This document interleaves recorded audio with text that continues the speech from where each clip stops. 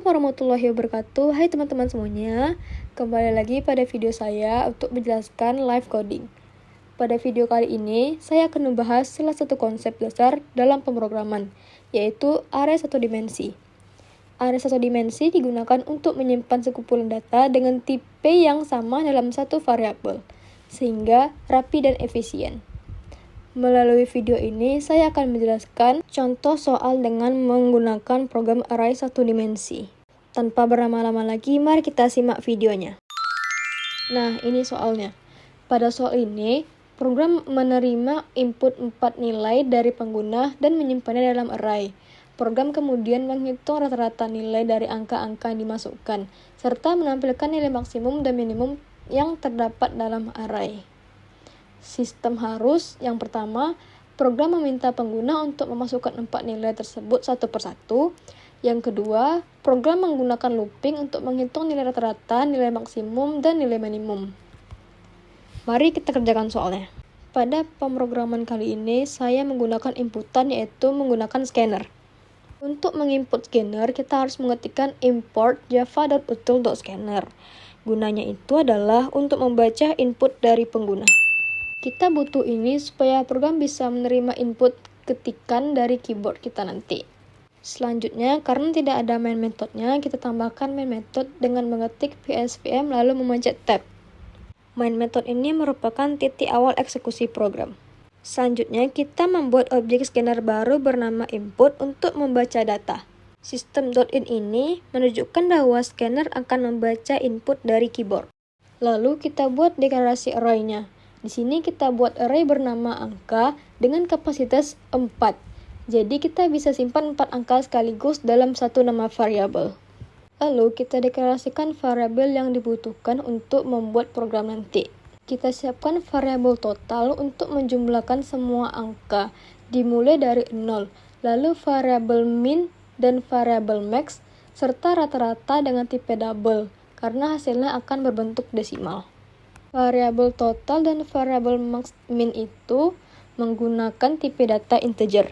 Lalu, kita memulai hitungan perulangannya dengan menggunakan for, yaitu kita inisialisasi nilai i-nya itu sama dengan 0, dan kita bandingkan kondisi i-nya itu dengan 4. 4-nya ini adalah 4 kapasitas nilai yang akan diinputkan itu.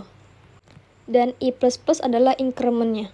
Kita pakai for loop ini supaya tidak perlu menulis kode input sebanyak 4 kali. Loop ini akan berjalan dari indeks 0 sampai 3. Lalu, kita minta inputan nilai ke user dengan mengetikkan sort, lalu masukkan nilai ke i tambah 1.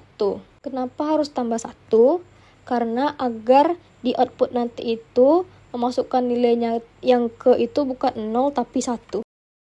Lalu kita buat variabel untuk menyimpan angka yang telah dimasukkan oleh pengguna tadi dengan mengetikkan angka dalam kurung i input.nextIn. Kenapa nextIn? Karena di awal itu kita menggunakan angka itu berupa integer.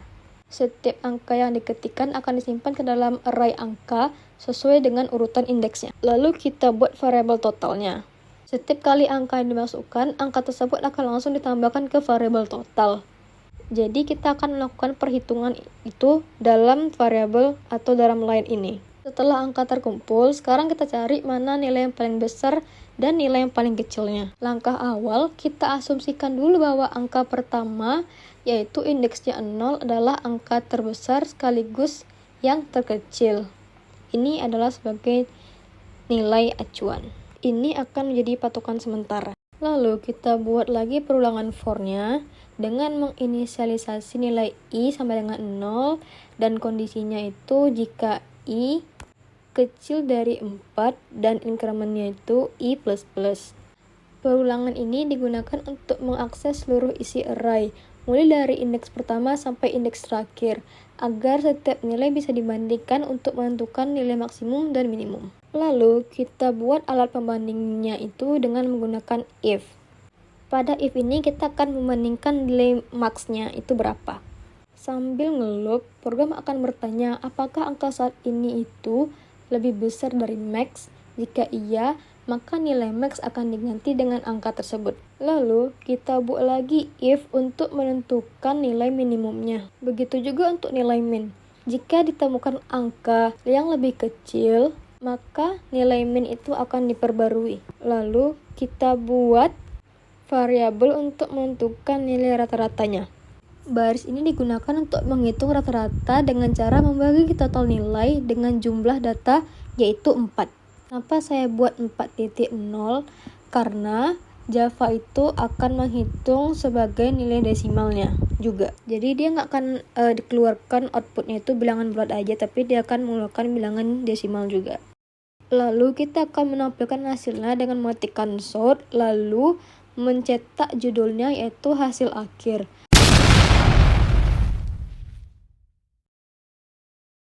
Lalu sort lagi untuk menampilkan rata-rata nilai, yaitu rata-rata plus rata-rata.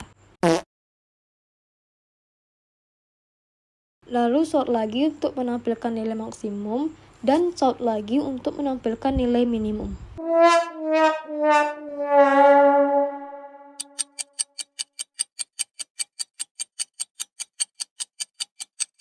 Lalu kita ketikkan input.close. Gunanya ini untuk menutup scanner.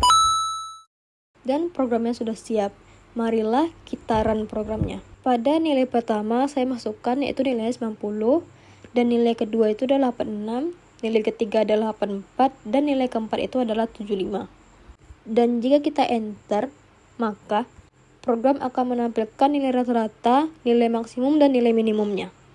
Demikian penjelasan dari saya mengenai alur logika program untuk menghitung rata-rata, nilai maksimum, dan nilai minimum dengan menggunakan Java. Semoga penjelasan ini bermanfaat dan mudah dipahami oleh teman-teman semuanya. Terima kasih atas perhatiannya. Sampai jumpa di tugas berikutnya. Dadah!